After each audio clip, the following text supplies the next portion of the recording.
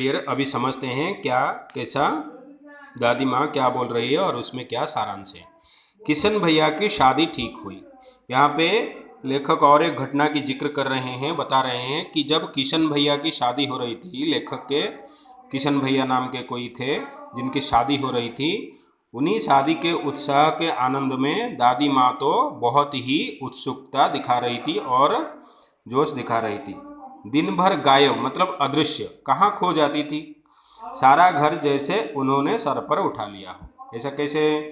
एक एक लोग होते हैं ना, काम तो करते हैं, उनका काम तो बस यही होता है कि सबको काम करने के लिए प्रोवोक करना, प्रेरित करना। ऐसा ही दादी माँ थी बोल के यहाँ पे लेखक जी बता रहे हैं। तो उन्होंने क्या कर रहे थे, पड़ोसी ने आती, अच्छा तो पास वाले जो नाइबर्स हैं वो आती थी बुलाने के लिए, पर दादी माँ बहुत देर में आती थी। फिर क्या बोलती थी, बहन बुरा ना मानना, यानी अभी तो काम चल रहा है तो मैं तो देर हो गई, मुझे तो आने के लिए देर हो गया।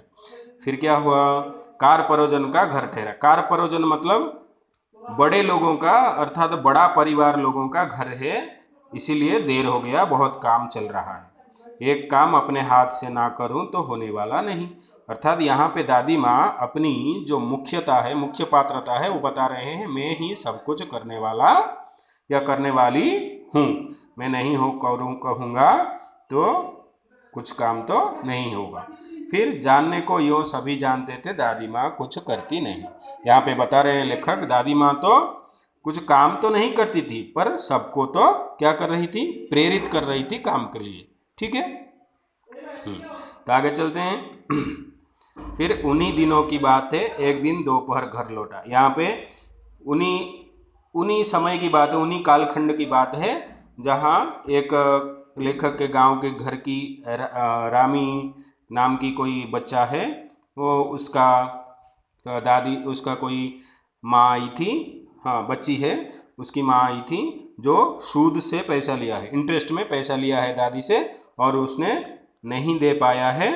फिर क्या हुआ, और आज दूंगी कल दूंगी ऐसा बोल के दिन तो निकाल रही थी। उसी के ऊपर दादी माँ गुस्सा करके फिर क्या कर रही थी, चिढ़ रही थी, जैसे आजकल करने फसल में दूंगी, अब क्या तेरी खातिर दूसरी फसल कटेगी, ऐसे चिढ़ रही थी उसके ऊपर। फिर बाद में रामी की चाची क्या क्या बोल रही है, रोती हुई बोल रही है, हाँ मैं दे दूंगी, उससे तो डर डर के बात कर रही थी, बिटिया की शादी थी उसकी इसीलिए। फिर जब वो रामी की चाची दादी माँ की पैर छूने जाती तो दादी जी हट जाती हैं, बोलती हैं मैं अभी अभी नहा के आई हूँ, तो आप तो पता नहीं कैसे होंगे, नहाए भी होंगे या नहीं, मुझे मत छूओ ऐसे।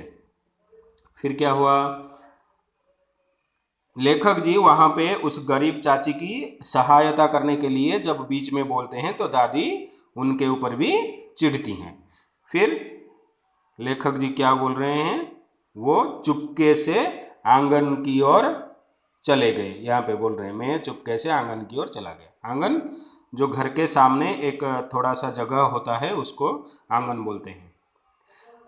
हाँ, ये प्रसंग को बाद में भूल जाती हैं लेखक जी। फिर बाद में क्या होता है, एक दिन रास्ते में रामी चाची मिलती हैं जो बताते हैं कि दादी माँ तो बहुत ही भले दिल के, अच्छे हृदय के, गुड हार्ट ओके के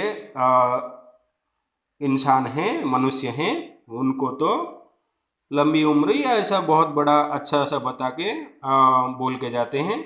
वो बताते हैं कि वो देवता है, कोई मनुष्य तो नहीं है, वो कोई देवी है, देवता है।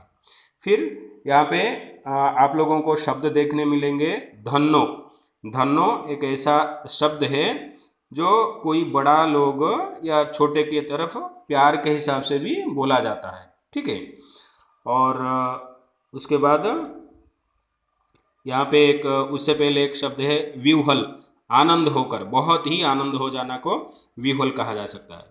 फिर उरीन, उरीन मतलब ये एक संस्कृत का अपभ्रंश शब्द है। उरीन मतलब ऋण को वापस दे देना, ऋण मुक्त हो जाना।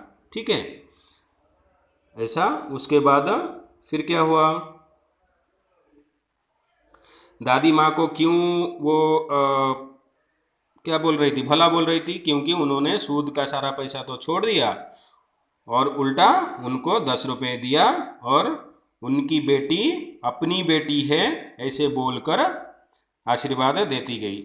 यहाँ पे कहने का मतलब ये है, कोई भला आदमी, दादी बहुत बड़ा भला आदमी थे दादी माँ, जो लोगों की गरीबी को देख के सहायता करते थे, पर शक्ति तो बरतते थे। फिर भी जब बुरा वक्त आता था तो दिल खोल के सहायता करते थे। ठीक है मित्रों, आप लोग इसको पढ़िए, फिर अगले कक्षा में अगले बार हम लोग पढ़ेंगे। आपको कोई संदेह हो तो मुझे पूछना है, चुपचाप नहीं बैठना है। ठीक है, धन्यवाद।